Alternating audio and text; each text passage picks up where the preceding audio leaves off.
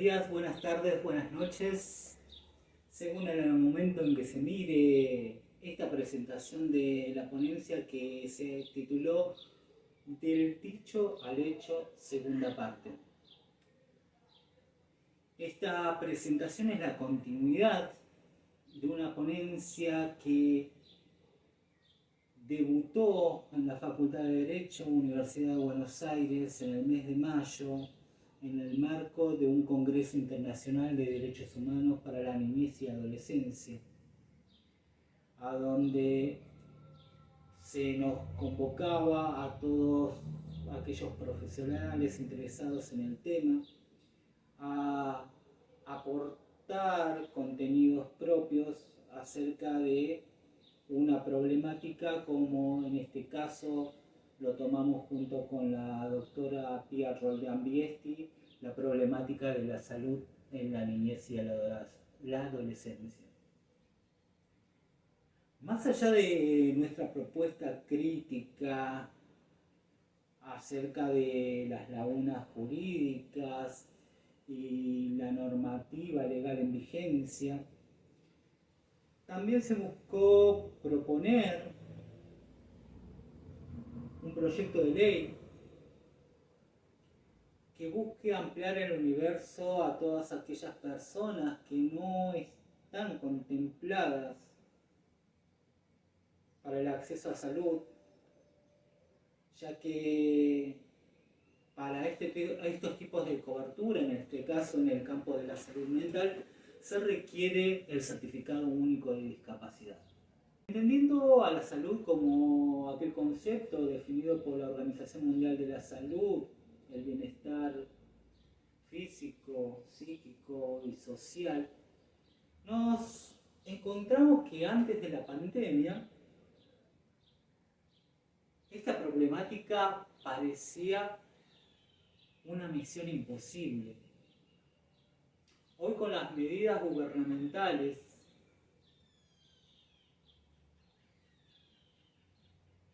que nos obligaron, nos restringieron la vida social, nos encontramos inmersos en una tormenta perfecta, donde la crisis del liderazgo puede verse en todo el ámbito institucional y que es necesaria quizás ampliar la visión por otros campos profesionales que puedan formular estrategias de abordaje eficaces, eficientes y que puedan realizarse en los tiempos necesarios que necesita la salud del caso en cuestión. Este panorama que nos ofrece la actualidad nos obliga a generar contenidos propios acerca de nuestras visiones particulares y ponerlas a disposición de una comunidad comprometida en buscar soluciones que puedan llegar a tiempo, que puedan generar contenidos de investigación, que puedan generar un proceso de mejora continua e institucional en el cual las herramientas tecnológicas juegan hoy un papel fundamental. A modo de ejemplo, puedo mencionar lo que sucedió hace pocos días con el caso de una chiquita que no se le permitía entrar a la provincia de Santiago del Estero por esta problemática entre las leyes nacionales y la de los estados provinciales que impiden el normal tránsito de la ciudadanía por nuestro país. Uno de los derechos fundamentales garantizados por la Constitución Nacional. Esta problemática se viralizó un modo tal que en el día de hoy el gobernador, estamos hablando de 2 días, salió a hacer el mea culpa y ahora la Defensoría Nacional de Niñez y Adolescencia, de la cual he sido candidato nacional a presidirla, tomó cartas en el asunto, emitiendo una nota al Poder Ejecutivo que tome acciones pertinentes a generar un marco de seguridad para esta problemática de libre tránsito que contenga este tipo de casos. Estamos a fines de noviembre. Esta problemática, junto con la doctora Viesti, la estuvimos presentando a mediados de mayo. Si hubiese un caso que haya tomado una repercusión viral, quizás esta problemática actual haya tenido como una anécdota, ni siquiera haber existido. Pero vemos que esta problemática institucional, en la cual el liderazgo está centrado en mantener este bagaje técnico, legal, jurídico que se ha establecido, no nos permite la flexibilidad necesaria que se necesita en la actualidad. Hoy por hoy, gracias a Internet, tenemos acceso al conocimiento a las 24 horas del día. Hoy por hoy tenemos espacios generados gracias a Internet, a donde concentran profesionales y no profesionales a debatir sobre un tema en cuestión que nos amplía el horizonte de conocimientos para tomar medidas pertinentes y que logren contemplar una diversidad de casos que no las tenemos en cuenta en el día de la fecha. Hoy con el confinamiento nos encontramos que se ha prohibido la libre circulación y el libre desenvolvimiento social, cuando Aristóteles, allá en su tiempo, nos mencionaba que el ser humano es un ser social por naturaleza. Casos que podemos mencionar: el corte abrupto del sistema de la educación presencial, que generó una alternativa que en el día de hoy tiene algunos daños colaterales que no tenemos idea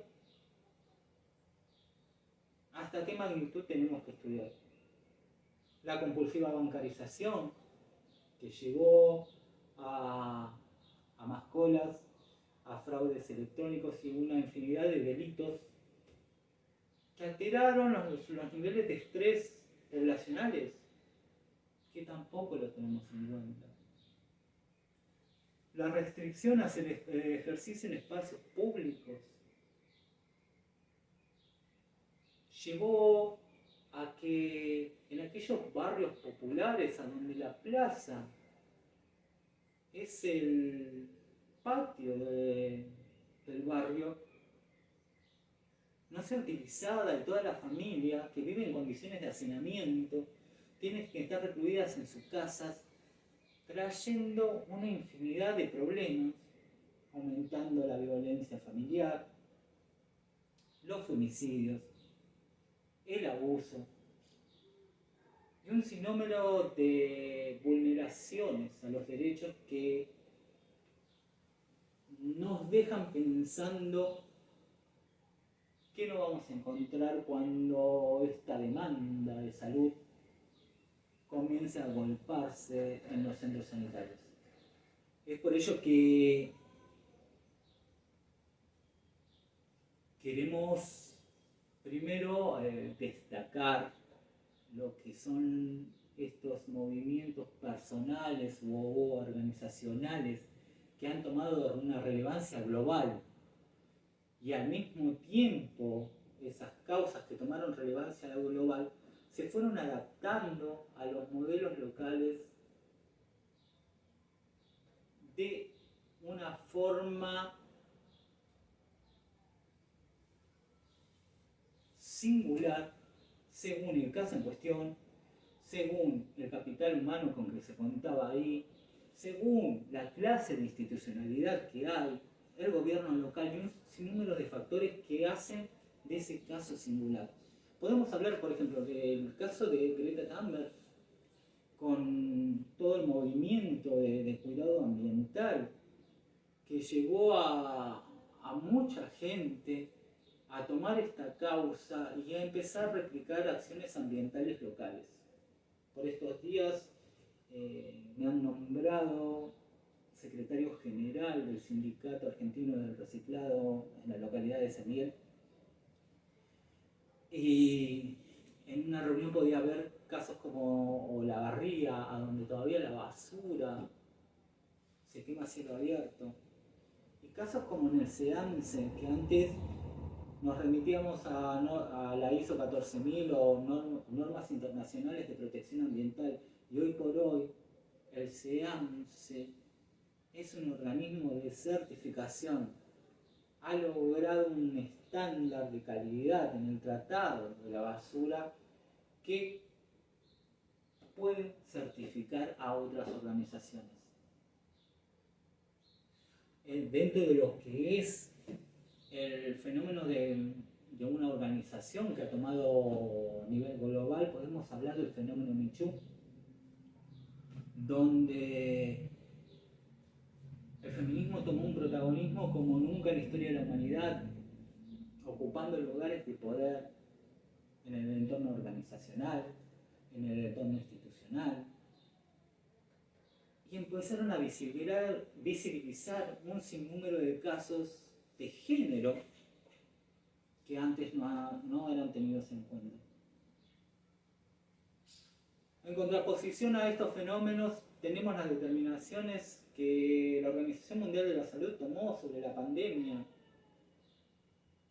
Y estas disparidades en las interpretaciones llevaron a muchas personas a comenzar a congregarse para estar en contra. Vemos ese fenómeno que las grandes corporaciones que de Internet ahora están filtrando información y esto nos lleva a que las libertades civiles están en el foco de la cuestión,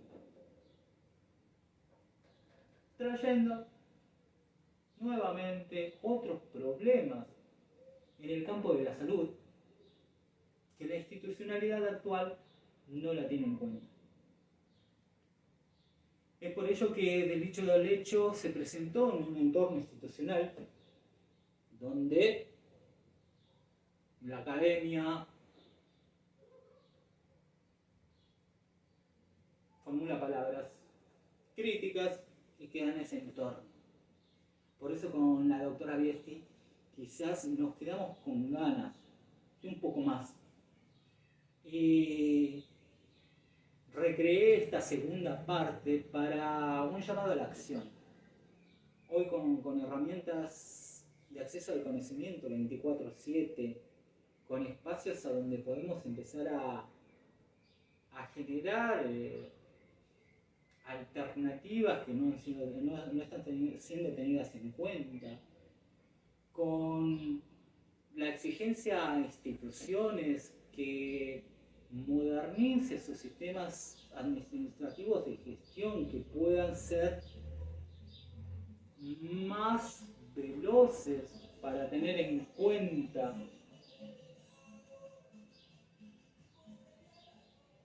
las acciones en el campo de salud.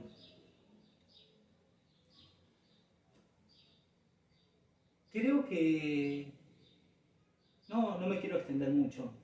Hay mucho para empezar a formular ideas, pero estas ideas tienen que surgir de aquellas concentraciones de pensamientos que se van formando. Creo que estas jornadas de salud es un excelente lugar, un excelente espacio para presentar estas problemáticas, en donde buscamos alcanzar a esa masa crítica que logre un verdadero cambio en las políticas públicas. Y esto teniendo en cuenta un liderazgo que nos dice haz lo que yo hago y no lo que yo digo. Considero que en Argentina hay muchísimo capital humano que es ejemplo de las acciones que son necesarias, pero no tienen la repercusión necesaria. Y entonces estos espacios nos permiten conocernos un poco más y plantear pensamientos para comenzar un proceso de mejora continua institucional.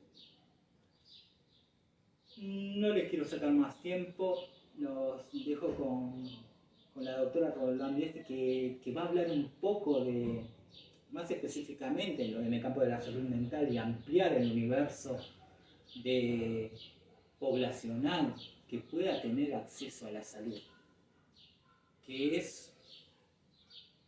un disparador, pero de gran interés, que tenemos que empezar a ver cómo empezamos a generar contenidos para las instituciones que necesitan renovar un marco que hoy por hoy nos está mostrando esta crisis. Muchísimas gracias por su tiempo. Espero que puedan leer nuestra ponencia y espero que este sea el puntapié como para generar un campo crítico que necesita nuestro acontecer actual y más que nada nuestro acontecer en el campo de la salud. Muchísimas gracias.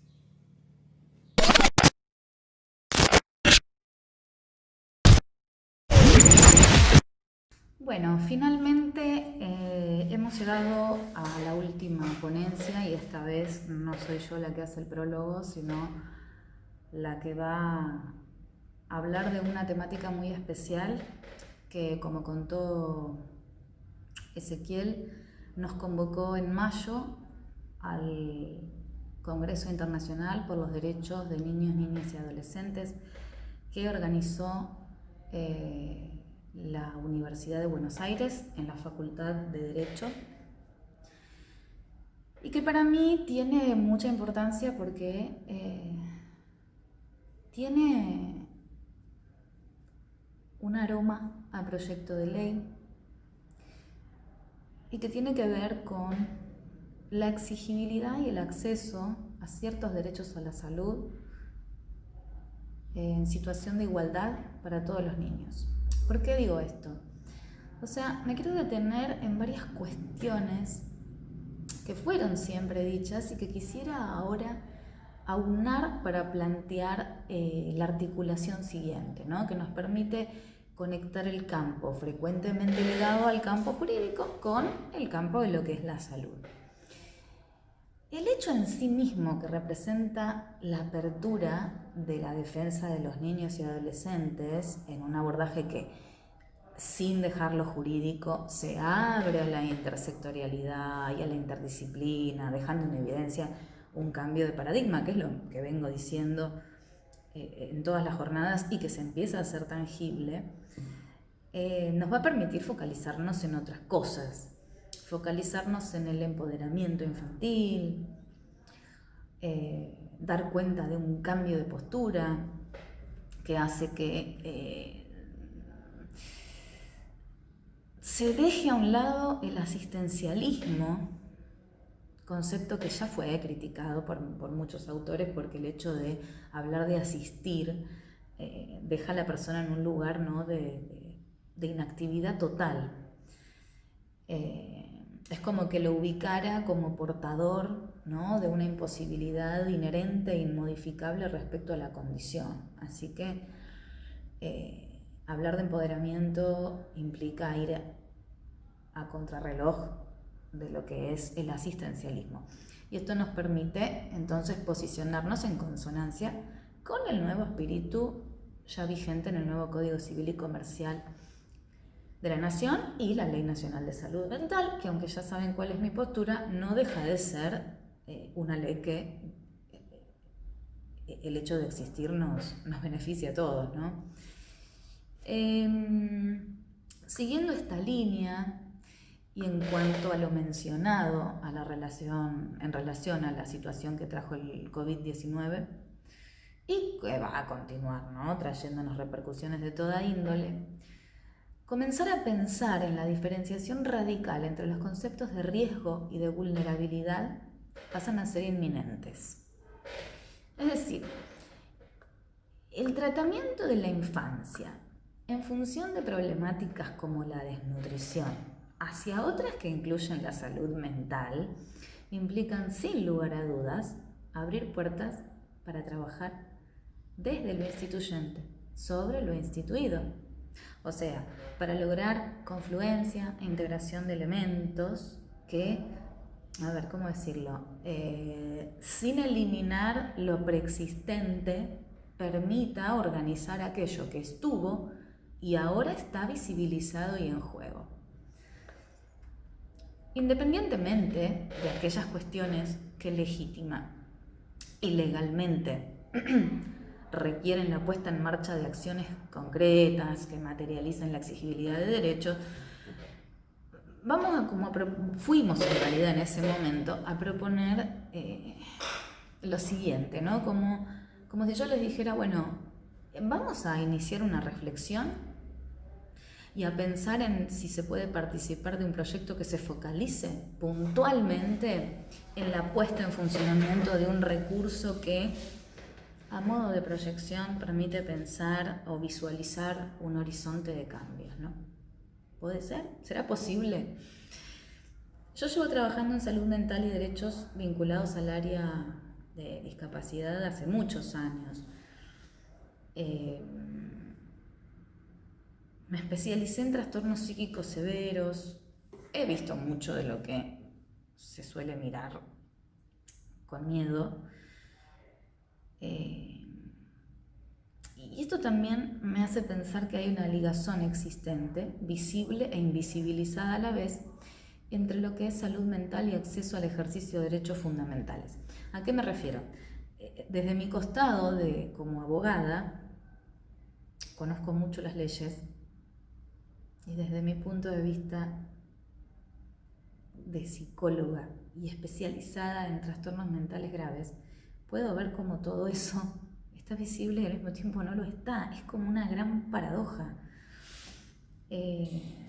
Hay dificultad en el acceso al ejercicio de derechos fundamentales. O sea, están escritos. Hay derechos, faltan garantías. Mi principal interés, entonces, y mi constante formación, que ya son 22 años en que empecé a estudiar, ha consistido siempre en el estudio de conductas que diríamos vulgarmente que rompen las reglas o lo esperable o sencillamente rompen nada más ni nada menos que el orden público. Primero desde el derecho y después desde mi campo en lo que es la parte de psicología y psiquiatría, donde, bueno, se rompen las reglas pero los alcanza la inimputabilidad. Y no tardé mucho tiempo en encontrar la vinculación, por supuesto, entre infancia y delincuencia, infancia y esquizofrenia, infancia y patologías duales, infancia y adicciones, infancia y suicidio, infancia y certificados de discapacidad, infancia y alcoholismo, infancia y juego patológico, infancia y abuso sexual. Lo que pasa es que lo que ocurre en la infancia, o dicho de otra manera, ocurre que en la infancia aquello que ocurra determina no solamente la adultez de esa gente, sino las futuras infancias. porque esa persona va a ser un adulto que va a criar un niño en algún momento. Así que esto es un efecto que se multiplica. Entonces, está compuesto de una multiplicidad de factores que correlacionan y articulan muchísimo todo lo que está pasando con la vulnerabilidad. Se infiere, digamos, de esto, que trabajar en la accesibilidad a derechos y garantías de todos los niños y adolescentes es una tarea que debe dejar de ser una tarea pendiente y tiene que ser una tarea de algunos sectores para comprometer activamente a la población también en la participación de una postura más activa, digamos, en la participación de más personas. O sea, tiene que haber participación de infinidades de disciplinas. En consecuencia, nosotros con Ezequiel habíamos propuesto la participación en un proyecto sencillo, como viable, compatible con las necesidades actuales, no tratando de hacer algo monstruo que sea difícil. Pensamos en qué se puede hacer para que mejore alguna de las aristas de este universo que tiene que ver con la infancia. Y pensamos que lo que hubiera estado muy bueno es que existieran dispositivos de acompañamiento terapéutico, pero que no fueran estrictamente terapéuticos. Vuelvo un poquito a lo del acompañamiento social, pero desde otro punto de vista. Y que apuntara a la inclusión de niños y adolescentes sin discapacidad. Ese es el punto central. Sin discapacidad en planificaciones similares, pero desvinculadas de lo estrictamente clínico. A ver, dicho más en criollo, proponemos que niños y adolescentes sin discapacidad tengan acceso a la protección integral de su salud, reconociendo a esta salud como una tríada que ya dijimos que se compone de lo bio, de lo psico y de lo social. A ver, construir infancias saludables se basa en el derecho a la salud, el derecho a la educación, el derecho a la protección integral de los derechos de la infancia, la inclusión social y el monitoreo de los derechos y poner obviamente en funcionamiento recursos sociales para el ejercicio de estos derechos. Los elementos que componen el sendero a través del cual se tiene que avanzar para lograr el alcance de una infancia, por lo tanto, protegida y con todas estas características, requieren la estricta optimización, protección y fomento de estas áreas que dije recién. O sea, es necesario que se pueda acceder y exigir que los chicos tengan garantía a todo esto. Equitativo e igualitario a todos los chicos. Y en los hechos no sucede. Estrictamente no sucede, independientemente de las, digamos, de las particularidades de cada caso, singular obviamente y subjetivo, es un hecho fáctico, digamos, que las normativas que garantizan dichos accesos están dirigidas con especificidad a niños y adolescentes con discapacidad. Todo lo que es acceso a todo esto se protege, pero se requiere un CUD, se requiere el certificado de discapacidad. Se ha focalizado un gran quehacer, o sea, se puede hablar de un gran quehacer cuando se produjo la ampliación del plan médico obligatorio mediante la incorporación de prestaciones de rehabilitación, garantizando la cobertura de las necesidades vinculadas directamente al cuadro clínico y la patología de base. Perfecto, no tengo nada para decir. Contamos entonces con el certificado de discapacidad que oficia de vía regia de acceso a derechos. Pero si no tenemos certificado de discapacidad, entonces, la discapacidad es un concepto que no solo se reduce a lo que el imaginario social considera, que serían cuestiones físicas, genéticas, orgánicas. La discapacidad es un concepto que debería ser mencionado de un modo que permita incluir un espectro más amplio de realidades, que no deje por fuera, por ejemplo, el padecimiento psíquico, que no es inhabilitante objetivamente, pero que obstruye la construcción de subjetividad. Lo obstruye. Yo no digo si va a ser algo trágico, pero obstruye la construcción de subjetividad. mina el desarrollo de la autonomía, de la voluntad, de la planificación, de la adaptación a la cultura y trae grados enormes de exclusión. En este sentido, la falta de acceso a los derechos, ¿saben qué? Es para mí, a ver si se me logra entender. Si yo no soy un niño y no tengo acceso a derechos, porque no tengo un certificado de discapacidad, a mí me genera la vivencia de tener una discapacidad, si se me permite esa comparación. Así, digamos, dentro del espectro de prestaciones que los niños y adolescentes con discapacidad reciben, el más novedoso y que se encuentra en auge es el acompañamiento terapéutico. Dispositivo que, ya saben, desde mi punto de vista, llevado con la debida responsabilidad, se torna imprescindible o por lo menos de fundamental importancia en todo tratamiento en salud mental del que se quieran esperar resultados eficaces y no solamente un como si, ¿no?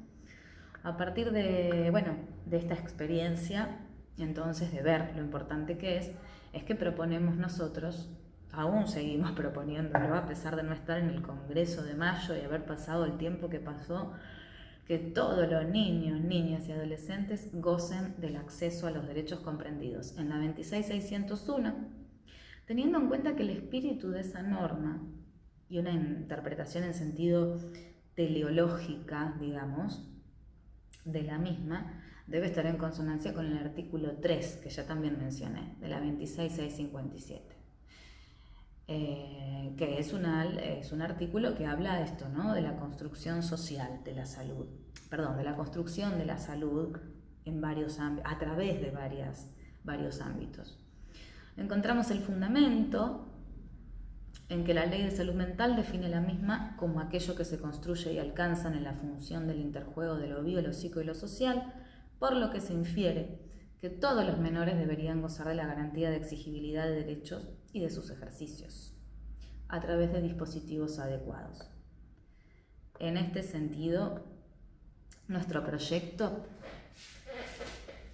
por ahí suene un poco soberbio o un poco idealista, pero es instituir la figura de un acompañante, pero que intervenga como agente de integración e inclusión social, con la característica fundamental de ser exigible y accesible a todos los chicos, independientemente de su condición estrictamente mental, es decir, sin la necesidad de presentar trastornos mentales declarados mediante auditoría médica, porque si no, para acceder a ciertas cuestiones que hacen a la construcción de la identidad y de la salud, vuelvo al siglo XVI y a necesitar que lo sentencie un médico. Apuntamos entonces a visibilizar, concientizar y promover la importancia del aspecto social en la construcción de la salud psíquica y en el camino hacia el alcance de la salud mental como parte de la salud general. El derecho a la salud como pilar del trabajo conjunto, digamos, o con responsabilidad, implica no hacer caso omiso a lo que señala ni siquiera la Organización Mundial de la Salud cuando dice que es mucho más que la ausencia de enfermedades. Implica hacer valer lo legítimo que existe, en la exigibilidad de recursos y políticas que favorezcan la construcción de salud mental para todos. A su vez, este sostenimiento y la promoción de la salud mental va a ser el escenario favorable para el ejercicio de la educación, tantas veces menoscabado por alteraciones en lo cognitivo, lo conductual, lo emocional, y cuya raíz se relaciona de manera directa con áreas que escapan de la medicina. En este sentido, cuando hablamos de inclusión social y monitoreo de derechos, hay que pensar que no es suficiente que se realicen propuestas de inclusión social que protejan al cuerpo biológico. La pobreza afectiva también es un problema y para mí, desde mi punto de vista, hace estragos. Proteger entonces de manera integral los derechos de la infancia obliga a trabajar la coyuntura, lo estructural. Pensar en que lo biopsicosocial no puede ser dejado de un costado, no alcanza con la creación de hogares sustitutos, no alcanza con perimetrales, no alcanza con un trabajo social y nada más, que nos haga informes ambientales. Necesitamos que la parte psico y la parte social estén abordadas en consonancia, y otra vez vuelvo a que estemos unificados y que esté todo en relación a los derechos, que al fin y al cabo son lo que ordenan a una sociedad. Entonces, así, nuestra figura que acompaña y promueve la inclusión social se tendría que poner en marcha a través de nuevos agentes de salud que van a ser referentes afectivos de los niños, niñas, adolescentes, familias y barrios también.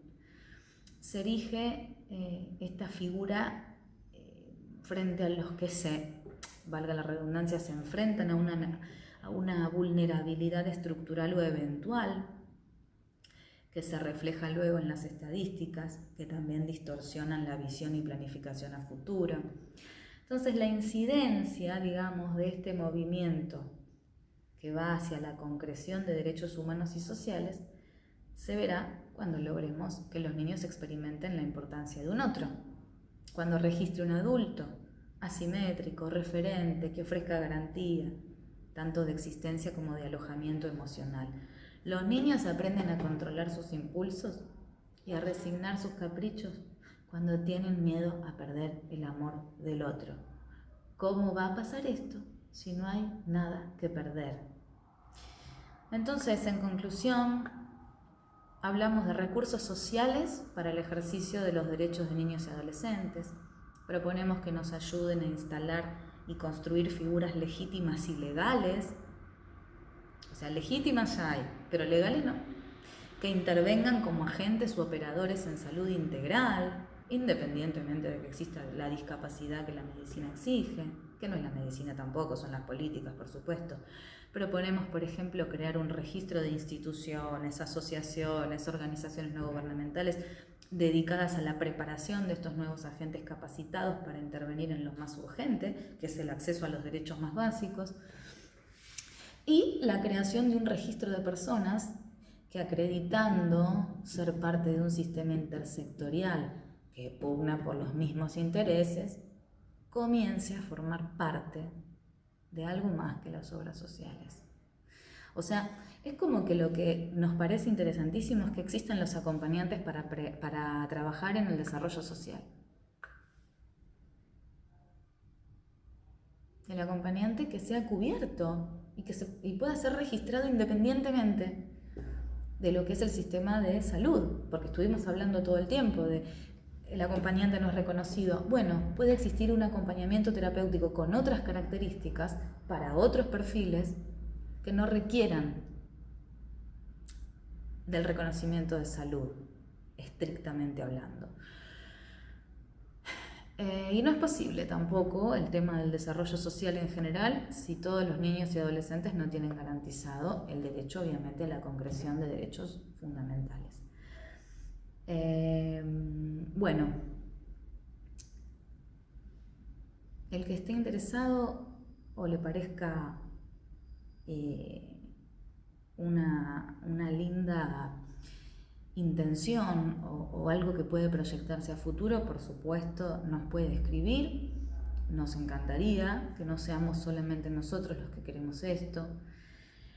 Yo creo que después de todo lo que fueron las jornadas, que recuerdo y quiero que recuerden que se llaman Acompañamiento Psiquiátrico y Psicológico en 2020, un derecho, les haya quedado claro que es necesario desprofesionalizarse desde cierto punto de vista, pero profesionalizarse desde otro punto de vista, que es necesario pensar que acompañar es simplemente un quehacer que no importa desde qué disciplina la haga. Siempre primero está el acompañamiento. Se acompaña a alguien, hasta una cirugía se lo acompaña. Y que existen un montón de herramientas que podemos poner a jugar si pensamos de una manera fundamentada, congruente, y volviendo a decir lo mismo. unificada entre todos los que estamos interesados en la salud, también en la educación, porque también estuvimos hablando de niños, y no quisiera dejar de lado, creo yo, la obligación ética que tenemos todos como adultos y como ciudadanos de no estar no al tanto de todas estas cuestiones. Porque al fin y al cabo, los profesionales de la salud podemos hacer mucho, pero si nadie nos trae los problemas, si nadie denuncia los problemas, si nadie ayuda a que se visibilicen y se detecten los problemas, estamos acá sentados esperando un milagro.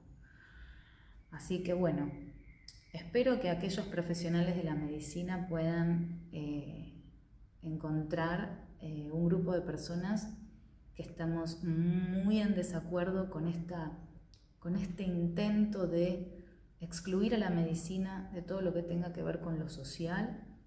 Espero que los profesionales no médicos sepan que es necesaria la ciencia y es necesaria la mirada médica, una nueva mirada médica para trabajar en conjunto. Espero que los profesionales de la educación se den cuenta de que hay que ayornar los programas educativos para que nadie quede privado de un saber que hoy por hoy se basa en 3 patas, lo bio, lo psico y lo social, y que también se sepa que hay un montón de proyectos que podrían concretarse si tuviéramos un poquito más de apoyo desde la gente y también desde los que tienen algún tipo de posibilidad de operar desde políticas públicas. Bueno, doy por finalizadas entonces las jornadas de salud mental del Centro Cultural del Hospital Borda del año 2020. Esperemos que pasen un hermoso fin de año, que finalmente termine este año, que puedan disfrutar del hecho de haber llegado a fin de año y dándose el lujo de poder estar escuchando unas jornadas y pensando y proyectando, cosa que muy poca gente o muchos no han podido hacer. Gracias nuevamente a todos. Muchas gracias como siempre a la gente del Hospital Borda. Cada uno sabe a quién me refiero, desde mis referentes hasta mis amigos y mis colegas emocionales, les digo yo, aunque no hagamos lo mismo, estamos por lo mismo, a los alumnos y a toda la gente que siempre está ahí al pie del cañón de la manera que sea. Muchísimas gracias y espero estarlos viendo de manera presencial en el 2021.